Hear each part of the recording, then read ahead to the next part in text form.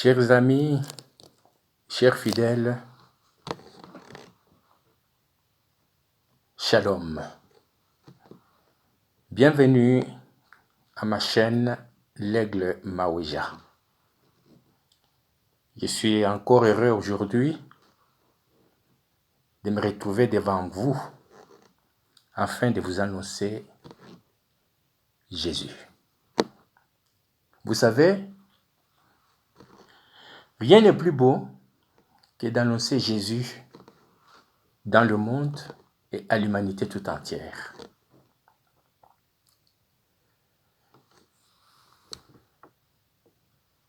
Le Seigneur a voulu que je puisse revenir sur la parole que je vous ai donnée la fois passée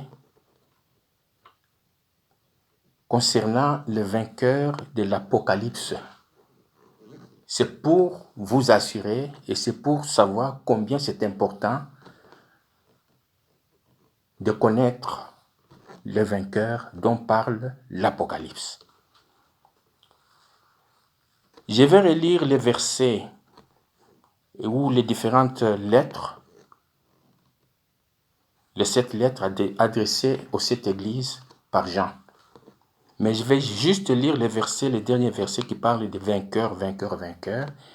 Et je vais vous expliciter cela au fur et à mesure que j'avance. Je commence par la lettre à l'église d'Éphèse et suivez-moi très bien. Parce que ce que je vous donne, ce ne sont pas mes raisonnements, ce n'est pas un conte, une fable de La Fontaine. Ce sont des révélations. Qui dit révélation, sont des vérités, sont des réalités que je vous donne. Voilà. Ce sont des réalités. Alors, suivez-moi très bien. La parole de Dieu, c'est la parole de vie. Jésus, c'est la parole de vie. En Jésus, il y a tout. En Jésus, il y a tout. Vous ne manquerez de rien. Ayez confiance de moi. Parce que ce que je vous dis est véritable. L'Apocalypse, je parle de l'Apocalypse. Parce que ce livre parle de moi. C'est pourquoi le Seigneur a voulu que je puisse insister là-dessus, afin que vous puissiez comprendre. Parce que ce livre, c'est le livre des symboles, c'est le livre qui est purement spirituel, qu'on ne peut pas comprendre si on n'a pas l'œil d'un aigle. Alors suivez-moi bien. Lettre à l'église d'Éphèse, verset 7. Je passe directement au verset 7.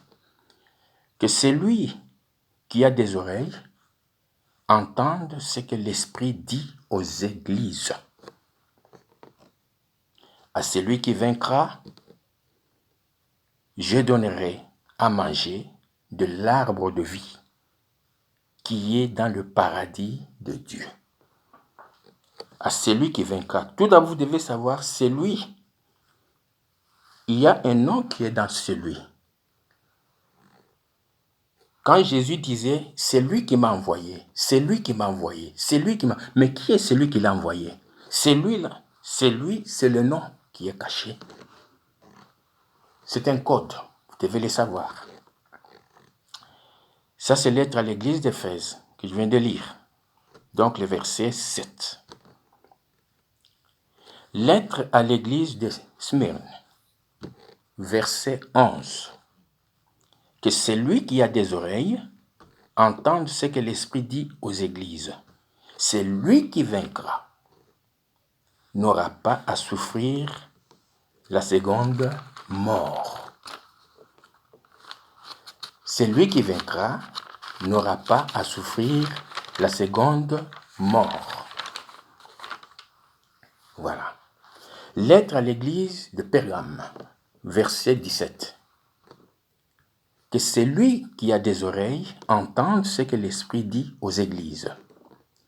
Celui qui vaincra, je donnerai de la manne cachée et je lui donnerai un caillou blanc et sur ce caillou est écrit un nom nouveau que personne ne connaît si ce n'est celui qui le reçoit. Un nom nouveau de Jésus. Donc celui qui vaincra, c'est le nom nouveau dont parle Jésus. Donc il recevra le nom nouveau de Jésus. C'est Jésus qui parle. Lettre à l'église de Thyatire, versets 26 à 29. À celui qui vaincra et qui gardera jusqu'à la fin mes œuvres, je donnerai autorité sur les nations. Il les pètera avec une verge de fer, comme on brise les vases d'argile, ainsi que moi-même, j'en ai reçu le pouvoir de mon Père, et je lui donnerai l'étoile du matin. Que celui qui a des oreilles entende ce que l'Esprit dit aux églises. L'étoile du matin qui m'est apparue.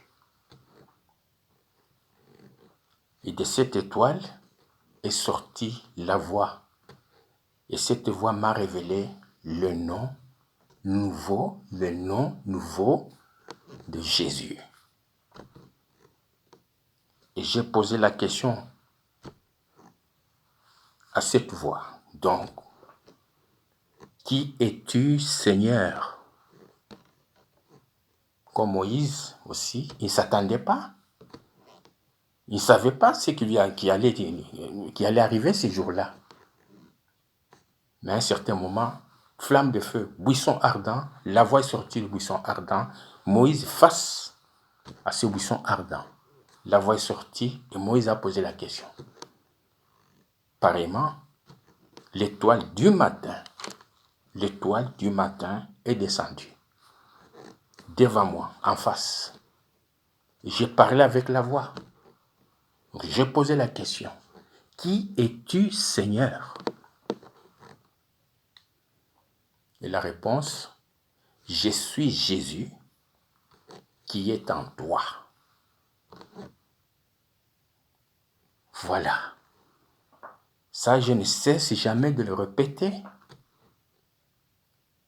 C'était le 28 février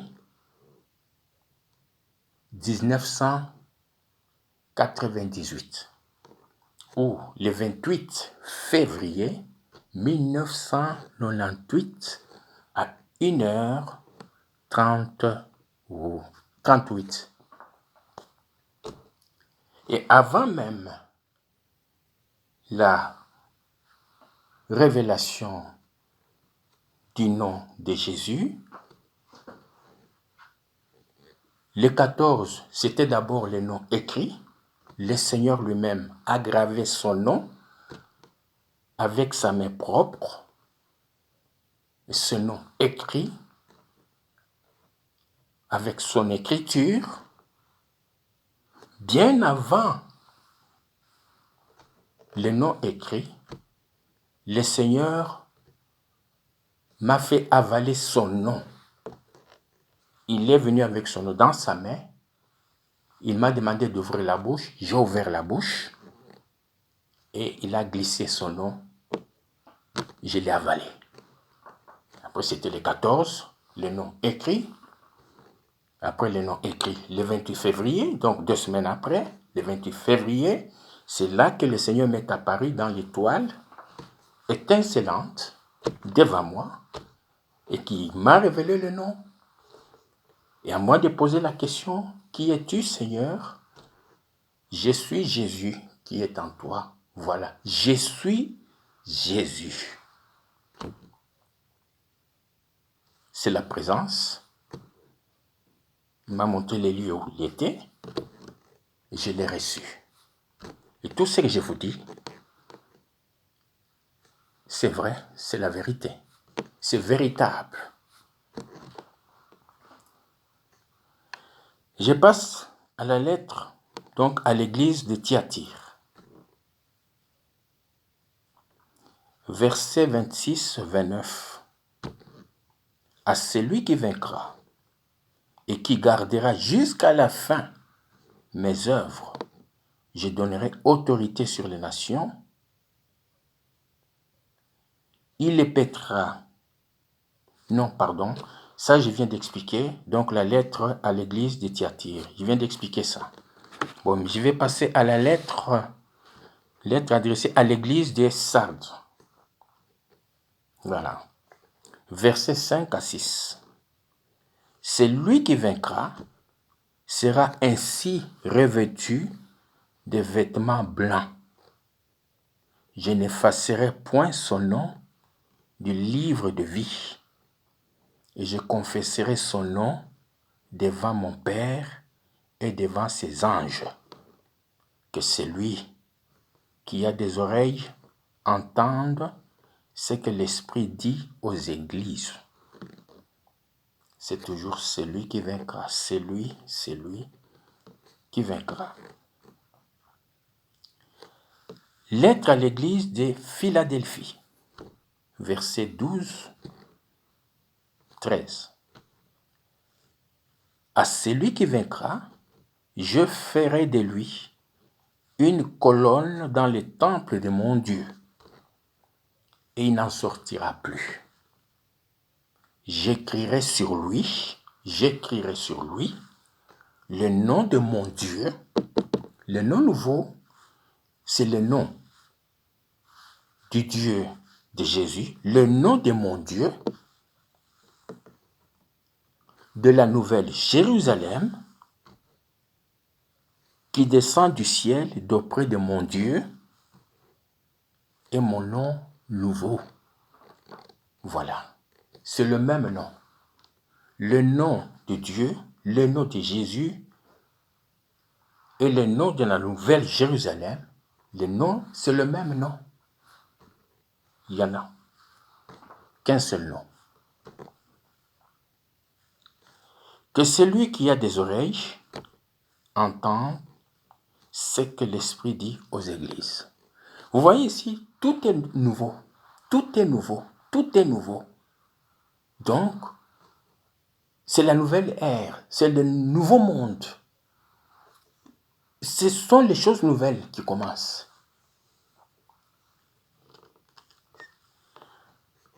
Lettre à l'église de Laodicée, versets 21-22.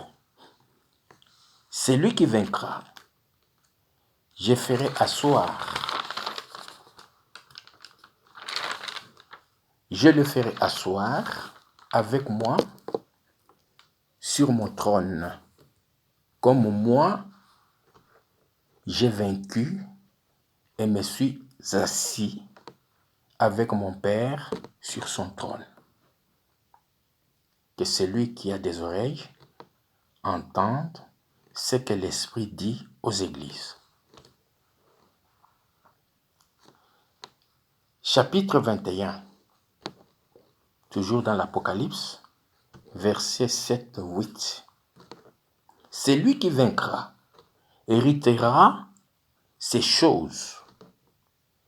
Je serai son Dieu et il sera mon fils. Vous voyez, mon fils ici, ce n'est pas le fils comme je vous ai dit, le fils comme enfant. Non, ce n'est pas ça. Je vous expliquerai après.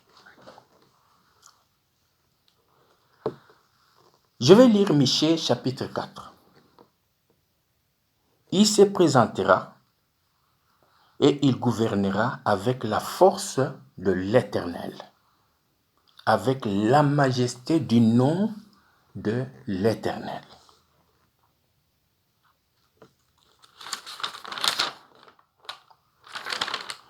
Voilà, comme je vous ai dit la fois passée, au temps de Moïse, c'est le serpent d'airain qui est élevé. Moïse a élevé le serpent d'airain. Voilà, au temps de Moïse, c'était le serpent d'airain. Au temps messianique, au temps de Jésus, c'était l'homme, le Fils de l'homme qui était élevé.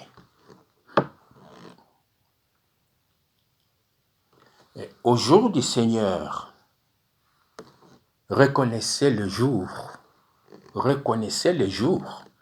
Au jour du Seigneur, maintenant, c'est l'étendard qui est levé. Et cet étendard, personne ne l'a jamais vu. Si ce n'est celui qui l'a vu, c'est lui qui vous parle. C'est lui qui a reçu le nom nouveau. Dieu m'a donné la connaissance de tout. Donc, au vainqueur, Jésus, il m'a tout révélé.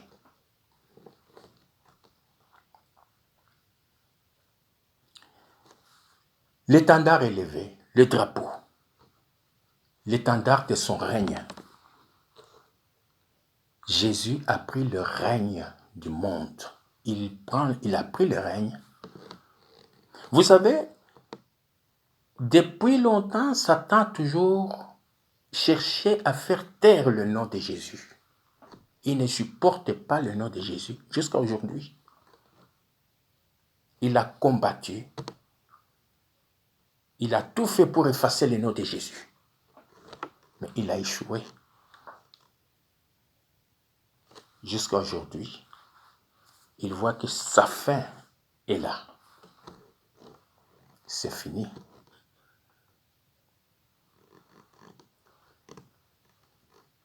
L'ange de l'Éternel a combattu contre les dragons. Et il est descendu du ciel, le dragon a fui. L'ange est descendu là où j'étais, avec la victoire, avec les V, l'ange de l'Éternel qui descend du ciel jusqu'au lieu où j'étais. Il est descendu, il m'a apporté la victoire. Et ce que je vous dis, chers amis, croyez-moi, je vous raconte ce que le Seigneur m'a fait vivre, ce qu'il m'a fait savoir, ce qu'il m'a révélé. Je vous le annonce.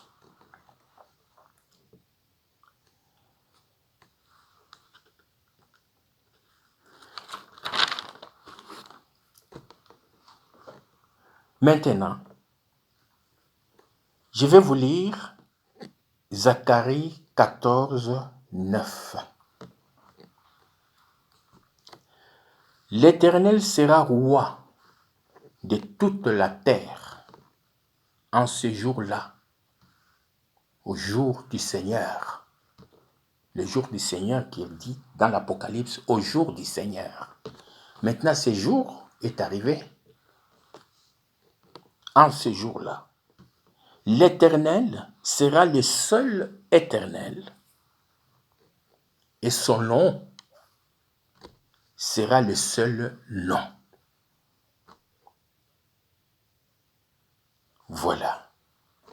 Et le seul nom, c'est lequel? Jésus. C'est ça le seul nom. Le nom que j'ai reçu, je suis Jésus.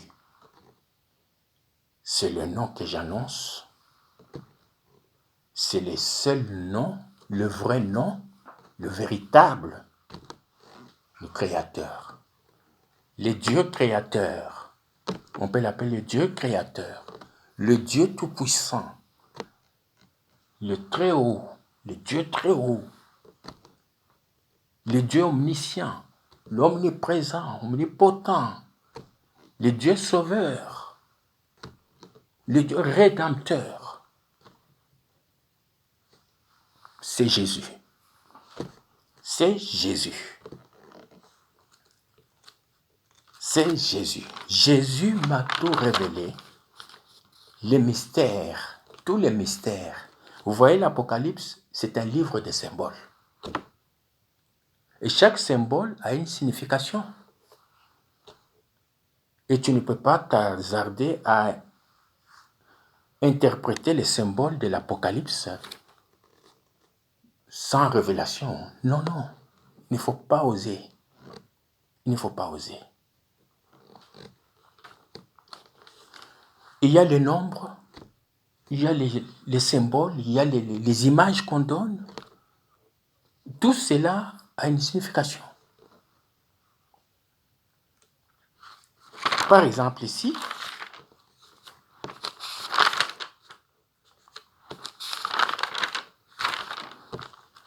il y a les versets bibliques ici. Voilà. Je vais insister d'ailleurs. Apocalypse 10, 7. Je reviens sur l'Apocalypse 10, 7.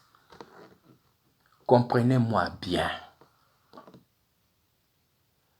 L'Apocalypse 17 parle du mystère. Le mystère, j'insiste, ce n'est pas les mystères.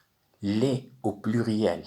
Les mystères. Non, le mystère de Dieu. C'est le mystère de Dieu. Le mystère, la révélation de Dieu lui-même et de Jésus. Dieu c'est qui? Dieu c'est quoi? Jésus c'est qui? Jésus c'est quoi? Voilà. Aussi longtemps qu'on n'a pas, que ce nom n'a pas été révélé, les gens ont cherché à prononcer ce nom. Ils ont essayé d'inventer ou de placer les voyelles, les lettres, pour quand même arriver à prononcer ces noms-là. Et si ce nom était révélé, le temps de la révélation de ce nom n'était pas encore arrivé. C'était réservé à la fin des temps. Donc, qui devait marquer la fin du monde, la fin des temps. Donc, c'est pas avant. Si ce nom était révélé, on ne pourrait pas appeler Dieu Jéhovah. Ou bien appeler Dieu Yahweh. Non. Jusqu'à aujourd'hui, les gens continuent toujours à chanter Jéhovah, Yahvé, Jéhovah de l'Ancien Testament, Jésus du Nouveau Testament. Non, c'est faux, ce n'est pas vrai. Jésus du Nouveau Testament n'est pas Jéhovah, il ne s'appelle pas Jéhovah de l'Ancien Testament. Non. Elohim de l'Ancien Testament, Elohim, Jésus du Nouveau Testament. C'est lui qui a vaincu, le vainqueur. Et c'est lui qui a la connaissance de Dieu. Et c'est lui qui connaît le Père de Jésus. Aujourd'hui, je peux appeler Dieu le Père avec force, avec joie, parce que je le connais. Jésus me l'a révélé. Et puis, vous devez savoir que Père, Fils, Esprit Saint ou Saint-Esprit ne sont pas les fonctions de Dieu. Ce n'est pas ça. Père, Fils, Saint-Esprit ne sont pas les fonctions de Dieu, vous devez le savoir.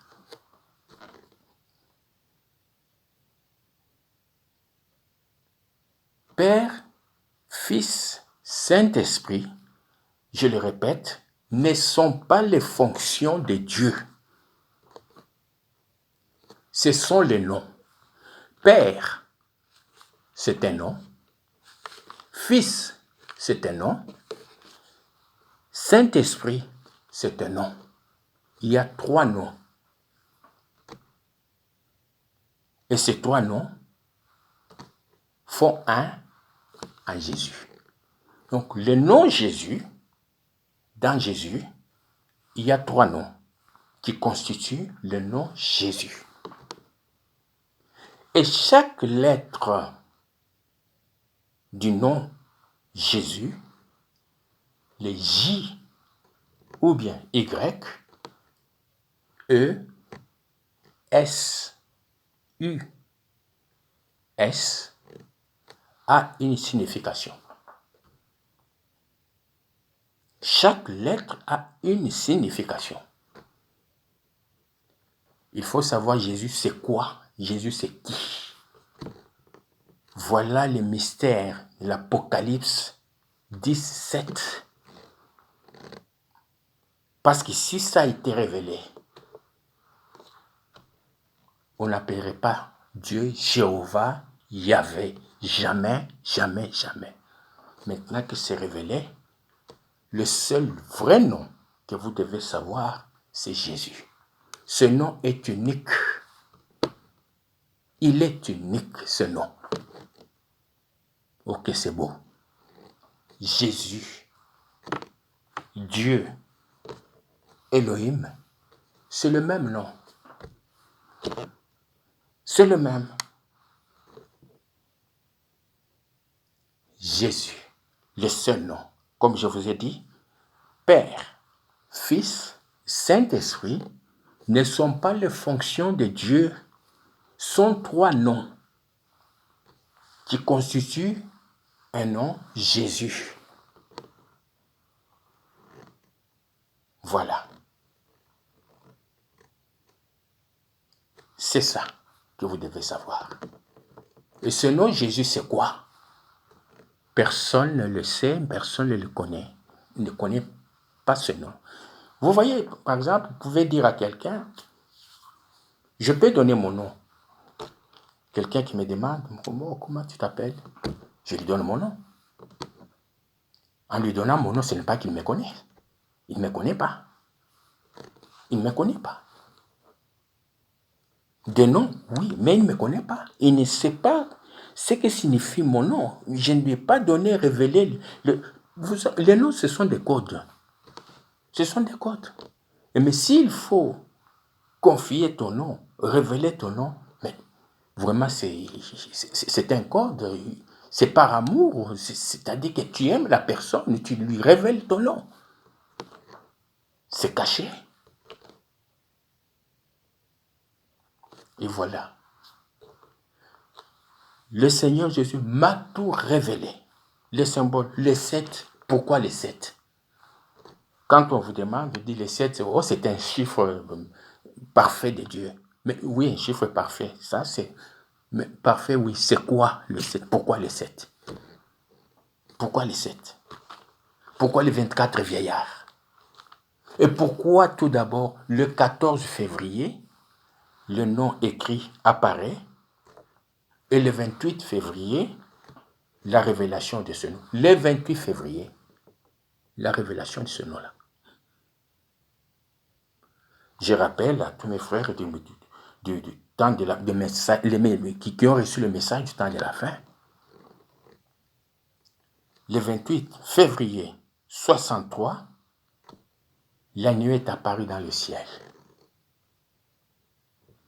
Le 28 février 1998, Jésus est descendu. Jésus s'incarne dans la chair humaine. Ça, je vous l'annonce. Je vous fais savoir. Je me révèle d'ailleurs devant vous. Et cela est la vérité. Tous les symboles de l'Apocalypse. Tout d'abord, la révélation de l'Apocalypse. Le nom Apocalypse. La révélation des révélations. Il faut le savoir. Qui le sait? Sinon, c'est lui qui a vaincu. Le vainqueur. Et le vainqueur, qui est-il? Comme je vous ai dit la fois passée, ce n'est pas une compétition, ce n'est pas la guerre, ce n'est pas un concours, mais non. Le vainqueur est celui qui a été élu par Dieu, que Dieu a oint, qui a la connaissance de Dieu, à qui Dieu a révélé, s'est révélé. Il connaît Dieu, il connaît Jésus. Voilà. Il connaît la signification de tous les noms, de tous les symboles, de tous les chiffres qui sont donnés, le nombre, tout ça. Ce n'est pas en vain. Il les connaît. Tout lui a été révélé. Voilà. Retenez le nom de Jésus. Vous l'appelez Issa, Joshua, C'est le même. C'est le même. Mon Dieu me l'a révélé en français, Jésus. Effectivement, donc, cela est vrai. C'est le nom qui convient au Créateur. C'est ça, Jésus. Tout était en lui. C'est lui qui a tout fait. Tout était en lui. Et voilà maintenant qu'il va faire de ce monde un monde nouveau. Il va faire de ce monde un monde nouveau. Alors, ne cherchez pas à interpréter la parole de Dieu, j'insiste beaucoup. Il faut avoir l'œil d'un aigle pour interpréter la parole de Dieu, pour apporter la vérité au monde. Sinon, vous allez égarer les innocents. La plupart des prédicateurs, des pasteurs, des docteurs, des enseignants, des évangélistes ont falsifié la parole de Dieu. Ils ont falsifié la parole de Dieu. Et une fois que vous falsifiez la parole, vous êtes dans le faux. Vous êtes en dehors.